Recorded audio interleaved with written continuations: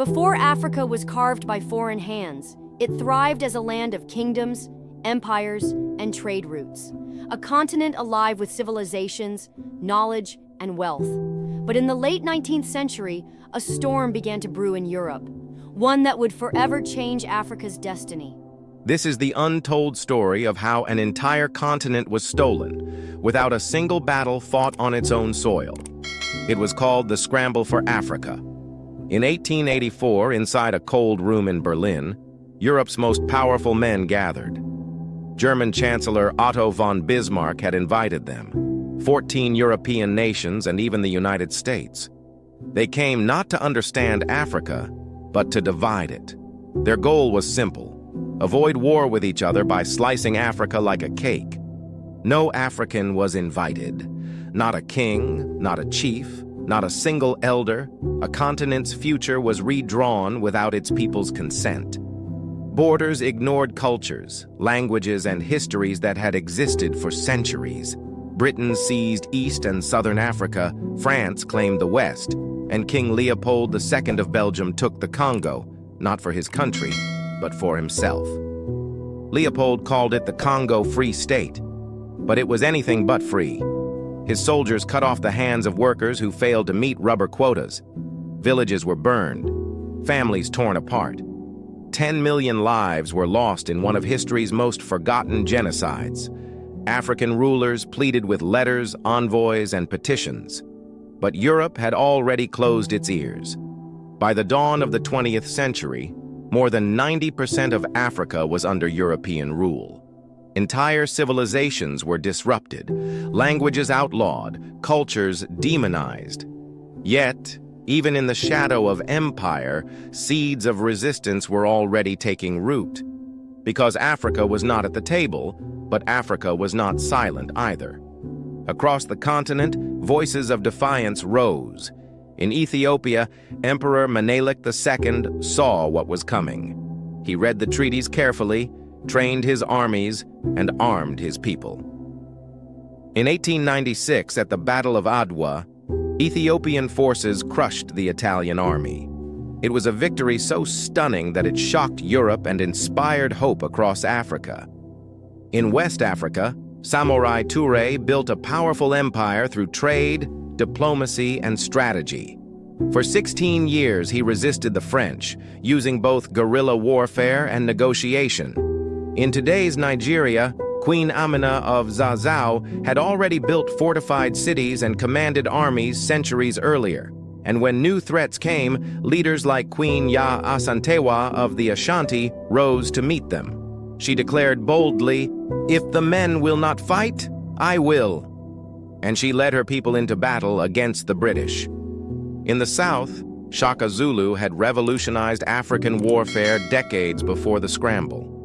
His legacy inspired later uprisings from the Zulu kingdom to the Shona and the Ndebele. Resistance wasn't only fought with weapons. It lived in poems, prayers, classrooms, and songs. Africans whispered their stories, passed down their languages, and held on to traditions in secret. Colonizers tried to erase them, but memory refused to die. The scramble was never one-sided. Africa resisted. But brute force was not the only weapon of empire. When Europe could not crush Africa with guns, they used deception. They called it civilizing, but in truth, it was divide and rule. Tribes were separated. Some chiefs favored, others weakened. Old alliances broken, new rivalries created. In Nigeria, the British ruled indirectly, handing power to some leaders while stripping it from others. In Rwanda, the Belgians forced people to carry ID cards, marking them as Hutu or Tutsi, lines that later exploded into tragedy. In Congo, children were taught to despise their heritage and worship their oppressors. Schools erased history, churches demonized traditions, media painted Africans as primitive. Identity itself was punished, while European mimicry was rewarded.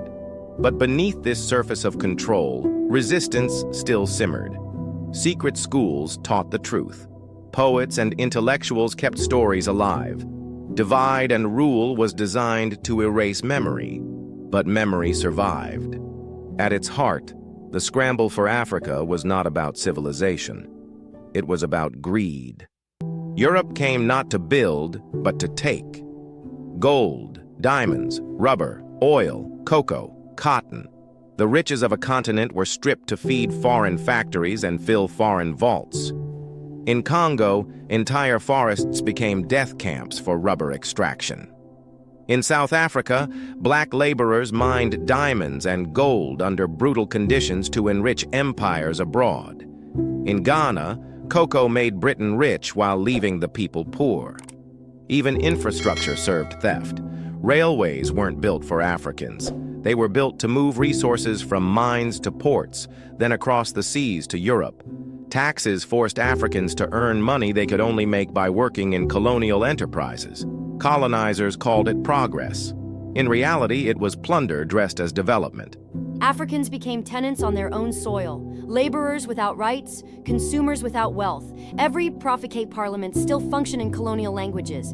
Economies still export raw materials and import finished goods, just as they did a century ago. Africa grows what it does not eat, eats what it does not grow.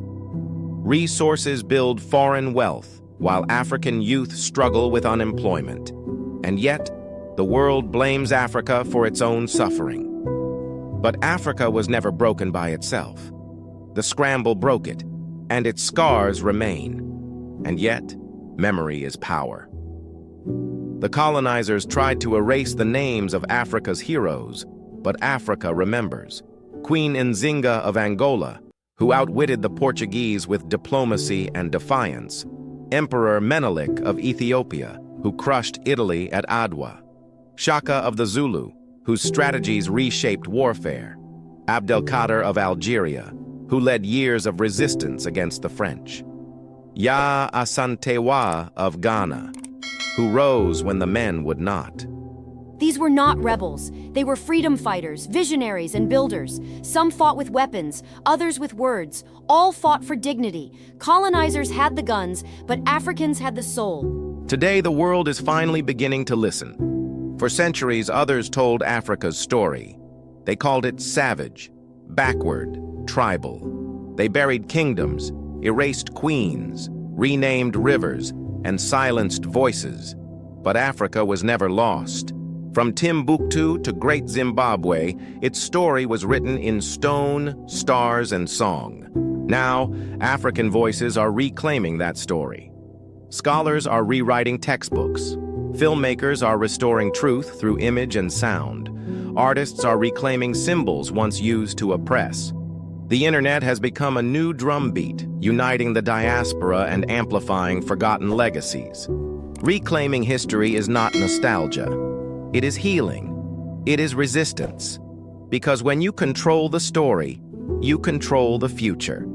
And Africa's future will no longer be dictated by those who once stole its past. We are not just victims. We are visionaries. We are descendants of warriors, poets, and wisdom keepers. The scramble for Africa tried to silence a continent. But this time, Africa is taking its voice back. If this story inspired you, challenged you, or expanded your perspective, we invite you to like the video and subscribe.